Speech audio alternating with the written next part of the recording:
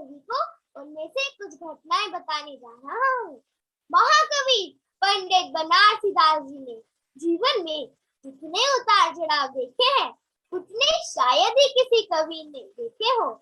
जहाँ एक ओर उधार खाई चाट के पैसे चुकाने तक नहीं थे, वहीं दूसरी ओर वे कई बार लखपति भी बने। जहाँ एक ओर वे श्रृंगार के सरोवर में रसमग्न दिखाई देते हैं, वहीं दूसरी ओर वे पावन अध्यात्म गंगा में स्नान करते दृष्टिगत होते हैं। जहाँ एक ओर स्वयं रूढ़ियों में जकड़े मंत्र तंत्र के घटाटोप में आखंड डूबे दिखाई देते हैं, वहीं दूसरी ओर उन्हीं का जबरदस्त खंडन करते दिखाई पड़ते हैं।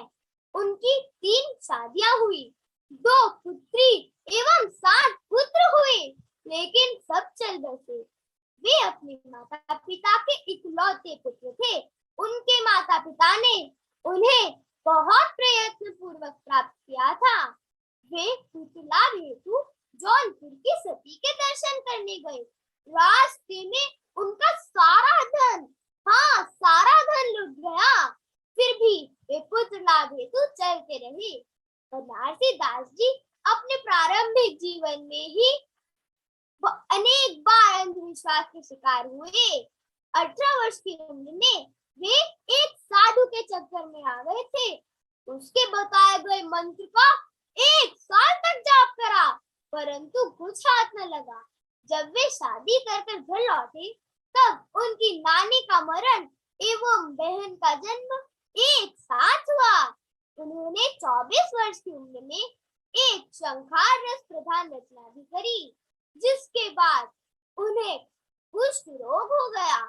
समय पाकर वह कुष्ठ रोग ठीक हुआ और कवि ने स्वयं ही उस रचना को गोमती में डुबो दिया। 25 वर्ष की उम्र में उनका व्यापारिक जीवन शुरू हुआ, परंतु उन्हें कभी भी व्यापार में सफलता नहीं मिली। ऐसे ही उतार चढ़ाव में पंडित जी का जीवन व्यतीत हुआ। 33 वर्ष की उम्र में उन्हें अरथमल जी ढोल ने समय सार दिया, जिसे पढ़कर वे स्वच्छंदी हो गए। इस कारण उनकी बहुत बदनामी हुई। उसके बाद उनके भाग्योदय से रूपचंद जी पांडे का आगमन हुआ।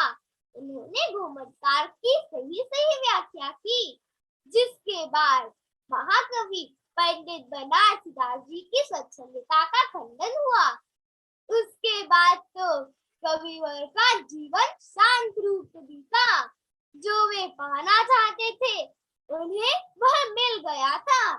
इसी बीच इन्होंने कई रचनाएं करी। जब उनके जीवन का अंतिम समय नजदीक आने लगा तो महाकवि की तबीयत बहुत बिगड़ी। वे बिस्तर पर लेटे थे। क्या आप सभी सोच सकते हैं, बिस्तर पर लेटे हुए भी इतनी खराब तबीयत में कोई कुछ लिखना चाहेगा? हाँ, वे उस अवस्था में भी कुछ लिखना चाहते थे। कांपती हुई उंगलियों से भी लेखनी के अक्षर बन रहे थे। ज्ञान कुतब का हाथ मारी अरि मोहना, प्रगट्यो रूप स्वरूप अनंत सुमोहना, जा पर जे को अंत सत्य कर मानना, चले बनारसी दास फेर नहीं आवना, चले बनारसी दास फेर नहीं आवना। जय जिनेंद्र।